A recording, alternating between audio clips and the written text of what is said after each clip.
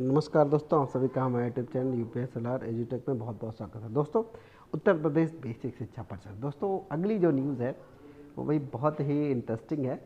और इंटरेस्टिंग इसलिए है क्योंकि हो सकता है अगली बार आपका नाम हो उस लिस्ट में, और हो सकता है ये जो होने वाला है हुआ है वो आपके ज़िले में हुआ हो। ठीक है, तो सजग रहिए। तो हम बात करते हैं कि ऐसा क्या हुआ कि 457 टीचर्स का वेतन रोक दिया गया। हम इसके बारे में बात करते हैं, काफ़ी डिटेल से बात करने वाले हैं। और मेरा कोई पर्सनल नहीं रहता है कि मैं अपना पर्सनल अनुभव आपके सामने पेश करूं, फिर भी वो होता नहीं, रहा नहीं जाता है, कुछ अपने दे दो विचार। तो चलिए हम बात कर लेते हैं इसके बारे में। तो देखिए ये खबर क्या है। 457 प्रधानाध्यापक प्रभारियों का रोका गया वेतन।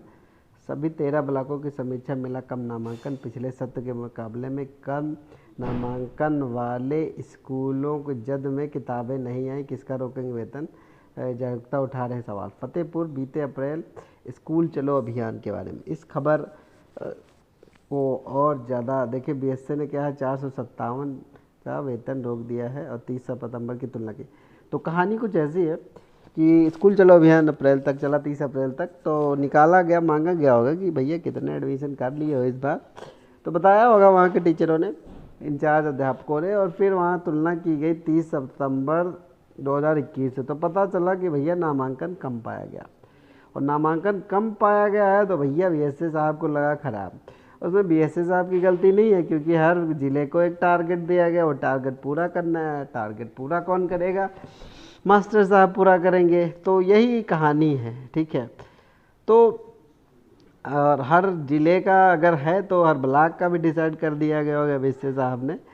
तो जो नामांकन नहीं हो रहा है, देखिए क्या शर्तें हैं। अप्रैल में ही नामांकन पर जोर क्यों? उधर शिक्षकों के नाम पर छपने वाले शर्तें बताया गया है।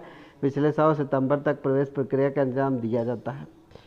तो कहने का मतलब ये है कि अप्रैल में ही बेचैनी का आलम काहे है, क्योंकि अब सितंबर तक का संख्या मीन मानी जाती है। यानी कहने का मतलब ये अप्रैल के बाद भी एडमिशन होते हैं।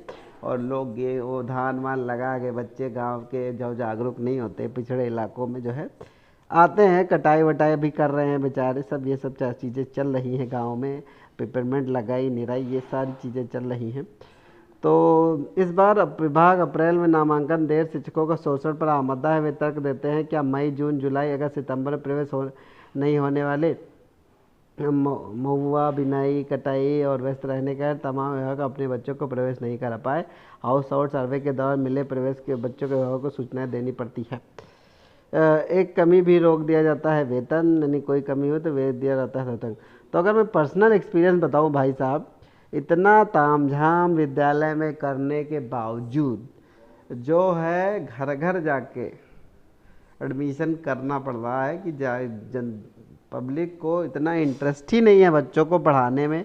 तो मैं तो यही कहूँगा भैया, हो सकता है आप टारगेट ना पूरे कर पाओ, मैं ये नहीं कह रहा हूँ कि कर लोगे, बट स्टिल आपके जो आसपास के इलाके हैं या आसपास का जो एरिया है, गांव है, उसमें एक दो राउंड मार लीजिए तो आपको एडमिशन मिल जाएंगे, ठीक है। अब दो चीज़ें हैं। पिछले वाला तरह एडमिशन इस बार नहीं होने वाला है, क्योंकि सारे स्कूल खुल गए हैं जिसमें भी प्राइवेट है। तो ये कहा जाए कि पिछला नामांकन पा लेंगे तो वो नहीं पा सकते, क्योंकि प्राइवेट स्कूल सारे खुल गए हैं और सब जिसको जहाँ एडमिशन लेना है ले रहा है।